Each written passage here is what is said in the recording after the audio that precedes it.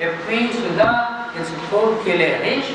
Lorsqu'il est riche, il est devenu arrogant et il voit les gens comme des fourmis. Comme des fourmis. Donc, il faut profiter. Il n'a pas profité lorsqu'il était pauvre de faire beaucoup de dhikr. Et parmi le dhikr, il demande à Allah de ne pas l'égarer. Oh Allah, protège-moi d'être égaré. Alors Allah lui protège de ça.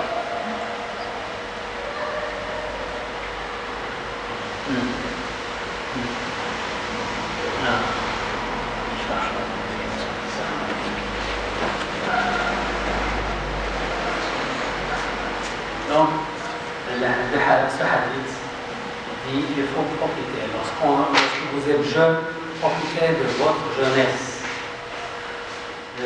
Profitez de votre jeunesse pour apprendre, pour préparer votre carrière et d'adorer Allah et aider les gens.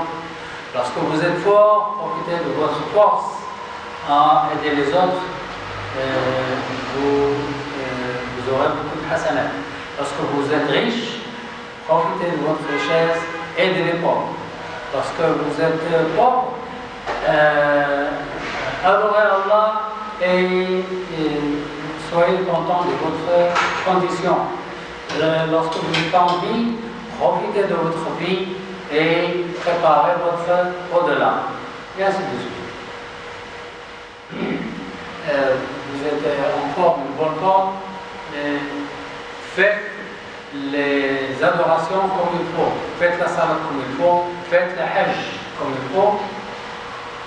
Un pèlerin qui va en pèlerinage et il est fort, il peut faire tout ce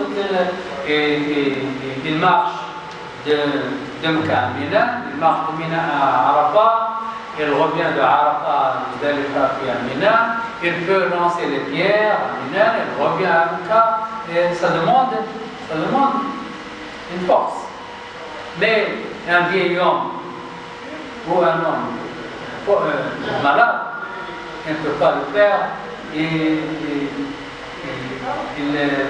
lui manque beaucoup de choses, et lorsqu'on ne peut pas faire, il faut récompenser par acheter fidya, acheter un mouton et lui donner au pauvre. Mais si vous pouvez le faire, c'est mieux. C'est mieux. Lorsqu'on a la force de faire ces choses, c'est beaucoup mieux. Il faut profiter. C'est pourquoi il faut aller au pèlerinage à un âge jeune, pendant qu'on est fort. Il ne faut pas attendre la vieillesse pour aller au pèlerinage.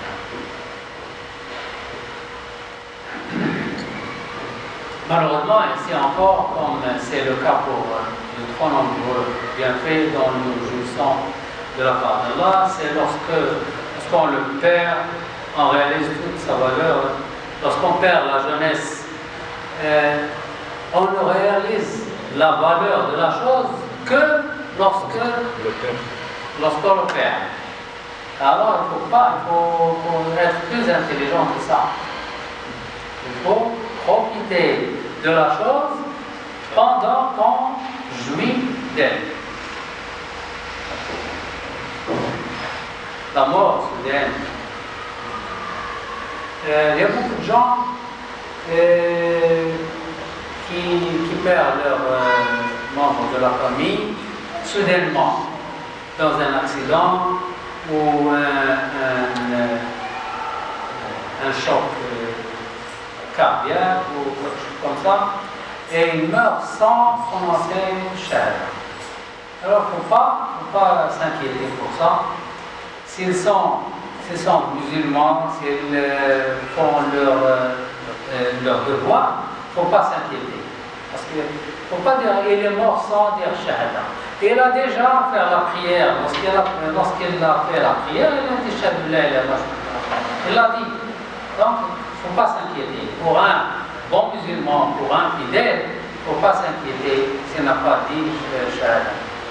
Lorsque quelqu'un est mort dans un tremblement de terre, n'a pas le temps de de prononcer Shahada ou dans un accident ou un choc cardiaque ou une crise cardiaque ou comme ça, et il n'a pas pu prononcer Shahada, il ne faut pas s'inquiéter, c'est pas grave, s'il est un bon musulman, c'est le devoir.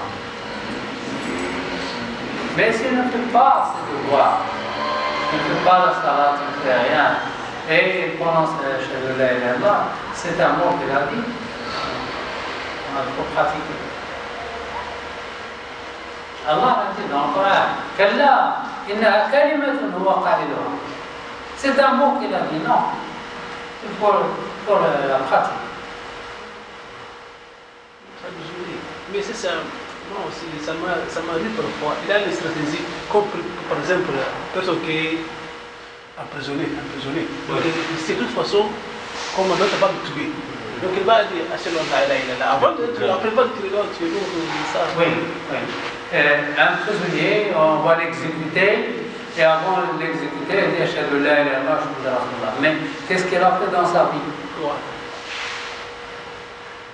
Dans sa vie, il disait il n'y a pas de Dieu, il n'y a rien. Ou sans le dire, il n'a fait la salat, ni zakat, ni somme, ni rien. Il dit Ashhadu la ilaha illallah. Allah subhanahu wa ta'ala dit Kalla. C'est un mot qu'il a dit, c'est un mot. Il faut l'acte, il faut le travail. Et la première chose que le serviteur, la première question qu'on donne au serviteur pendant le jugement, c'est sur la salat. Est-ce qu'il fait la salat? S'il fait la salat comme il faut, le reste est facile. S'il ne fait pas la salat comme il faut, le reste est plus difficile. Alors la salat, c'est comme quelqu'un qui fait un examen. Dans l'examen, il y a l'écrit et il y a l'oral. Alors l'écrit, le plus important c'est l'écrit, c'est la salat. S'il passe l'écrit bien, l'oral, il peut se débrouiller. Il peut se débrouiller. Mais si l'écrit ne va pas, il ne peut pas passer à l'oral. S'il ne passe pas à l'écrit, il ne peut pas passer à l'oral. Voilà.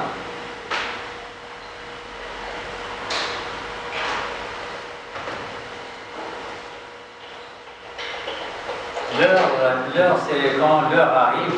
Je vais demander des signes de l'Antichrist. Des signes qui montrent la... Oui. Qu'est-ce qui va lui montrer l'arrivée de l'Antéchrist? L'Antéchrist, c'est quelqu'un qui vient, le prophète sallallahu alayhi wa sallam a dit, et il arrive de Khorasan